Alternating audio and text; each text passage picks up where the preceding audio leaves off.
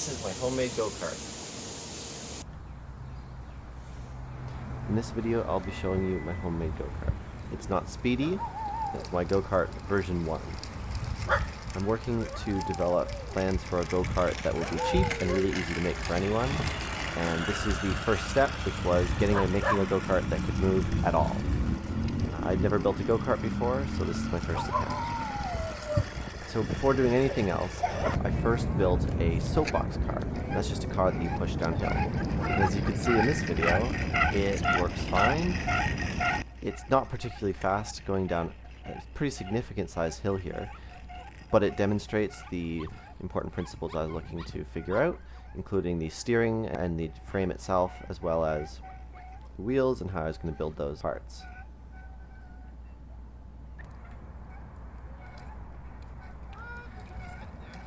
It became apparent quite quickly that there were a number of different flaws with this, and I needed to address lubrication, and I needed to address some nuts coming loose on the back axles, but eventually I managed to smooth out those problems, and I was able to get the go-kart to a more usable level.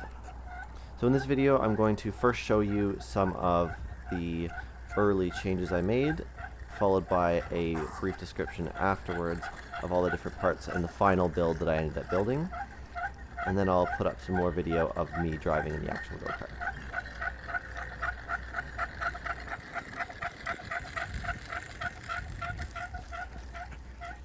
So my first upgrade was a motor, and I used an electric motor.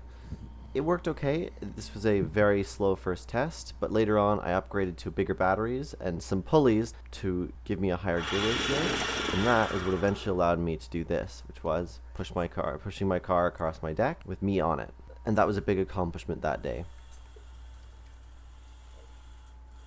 Now I'll start to show you the different parts of this, including the frame, the motor assembly itself. I'll show the transmission over here, as well as the wheels and the wheel assembly, as well as the overall frame. So first here we're looking at the frame. It's made from a single pallet, not a very particularly high quality pallet, and some 2x4 pieces. 2x4 pieces can easily be found on other pallets. One pallet should almost be enough, that you'd have enough lumber here, and you can see under here I've stacked a couple of 2x4s to reinforce the steering column at the front.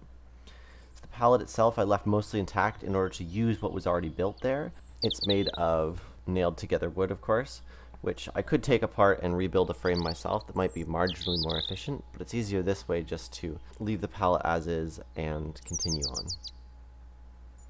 I obviously cut one of the struts off of the pallet to make it skinnier and left the full length. Here at the front you can see I've built the steering mechanism, and that's just a 2x4, single 2x4 with chunks of 2x4 underneath with holes drilled through to hold the axle in place. And on either end I've got my wheels, which have got pairs of nuts on them to allow the wheels to spin independent of each other. And I learned this later on that I don't actually want those front two wheels connected together. I want them independent from each other by because of these two nuts. So these two nuts that I've got on either side lock to each other and allow the wheel to spin in between them, but not to lock it directly to the shaft. And that means that both wheels can spin independently. And this means you have way more efficiency when you're turning, and the wheels can go two different directions at the same time. Here's the steering column. The steering column is made much the same way, just with two nuts locked together on top and below. A large bolt would have been just fine, but I couldn't find one at the store, so I just used a piece of the back axle that I didn't need and locked the nuts on it. The rider can steer with their feet here and here, or they can use the rope that I've attached loosely on it to pull. This is a really simple steering mechanism if you're building a small go-kart yourself. Alright, so on to the back of the vehicle, I can show you the motor. So the motor is from a lawnmower. It was originally running on 24 volts, I believe. It would have been a battery-powered lawnmower, but I've converted it to run on 36 now, which really just means it takes a little bit more current, a little bit more power, so it can't be run for quite so long. I've also attached this larger pulley to a shaft down here, which allows me to get a decent gear ratio from the main pulley to the driven pulley there. It allows me to reduce the speed but increase the torque, which is crucial for a go-kart.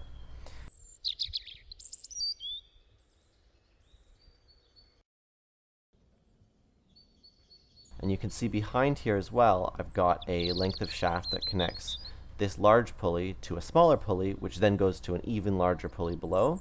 And again, that just compounds to make a higher gear ratio, which allows the cart to move at all. A lot of people don't realize that in order to be able to move the cart, it's not just about how fast you're going to go eventually, it's about how much oomph you've got to move your go-kart. And my goal here was just to be able to move, and that was really difficult actually, and several transmission designs I had that included only one set of pulleys just wouldn't cut it. So in this case I've got two sets of pulleys compounded that are able to get the job done. Now this rope up here is used in conjunction with these hinges to apply tension to the belt at the back. So you can see this belt over here that spans from the smallest pulley on the transmission to the largest pulley that's actually driving the back axle is under tension. And the reason it's under tension is because this hinge here allows the entire motor assembly to hinge up and down across that point and pull the belt tight. This allows better grip for the tire down here that doesn't actually touch the ground, of course, that just drives the two back wheels, and allows for higher efficiency. And this is a really simple way of doing tension. There are a lot of complex ways of doing it, but this is a really simple way where I've just actually mounted the motor up on this hinged plate, and I can pull down on it with the rope.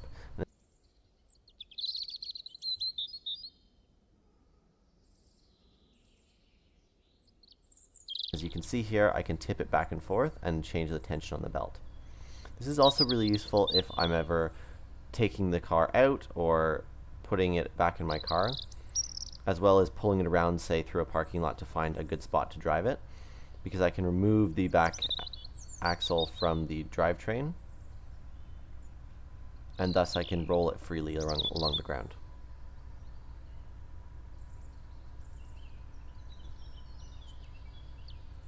So the wheels here, mostly really simple. I got these for $5 a piece at Princess Auto in Canada. These nuts on here lock the wheels right to the axle, which is crucial for the back, unlike the front. This means that they can be driven by the central wheel in the middle. I had a lot of problems with these not staying on properly, and I think on turns it would really crank them off. So I think next time I would either add a pin or a set screw to the nuts to be able to make sure that they lock in place and don't let the wheels move.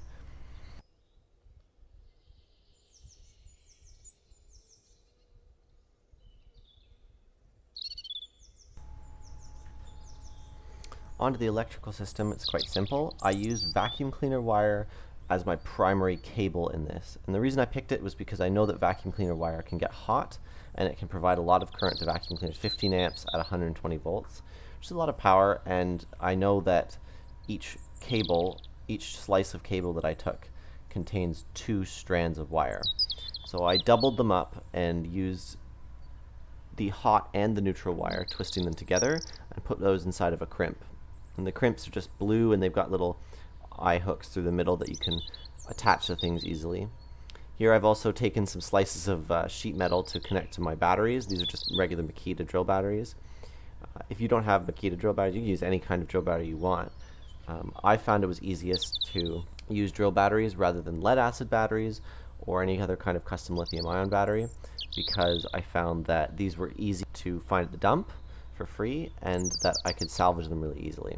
I had a lot of luck with lithium and not so much with nickel cadmium batteries that I got from the dump.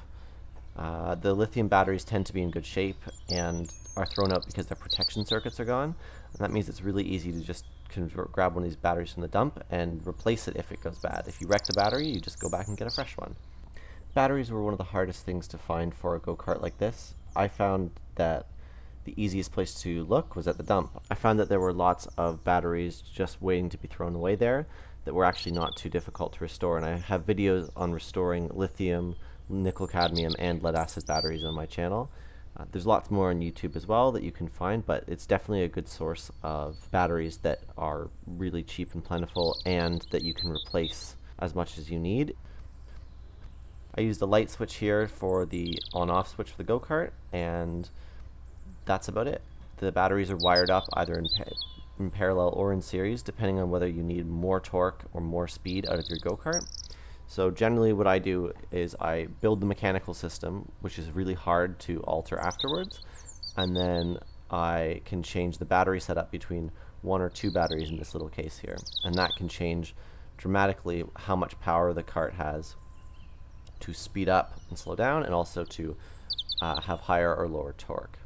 So 2 batteries in parallel will provide much higher torque, but 2 batteries in series will provide much higher speed.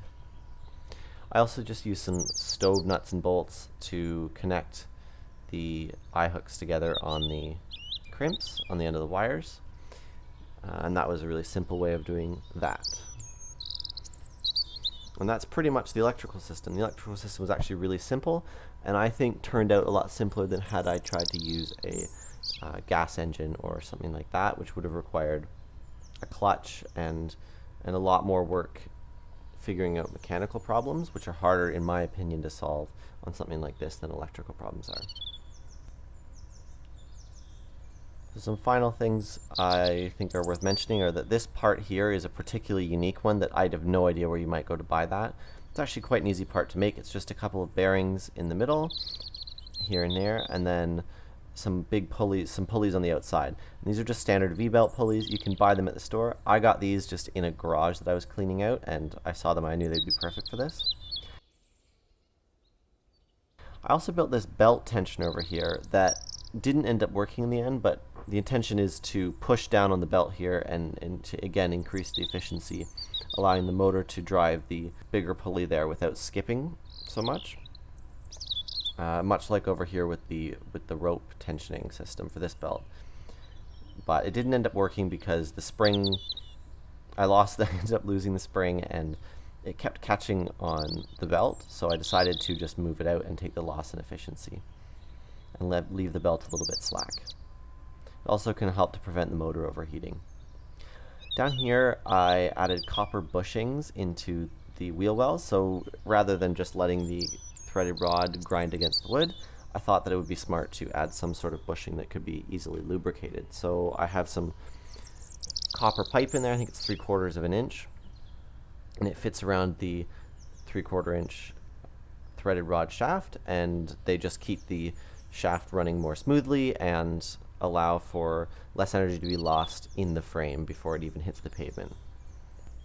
Overall, this project was a big success for me, even though it may not measure up to most of the go-karts that you might find on YouTube. It certainly accomplished the goal that I hoped to accomplish, which was making it accessible to a lot of different people, I think. Watch out for my second version of this go-kart coming out maybe next year or in a few months, depending on my schedule. That's it for today.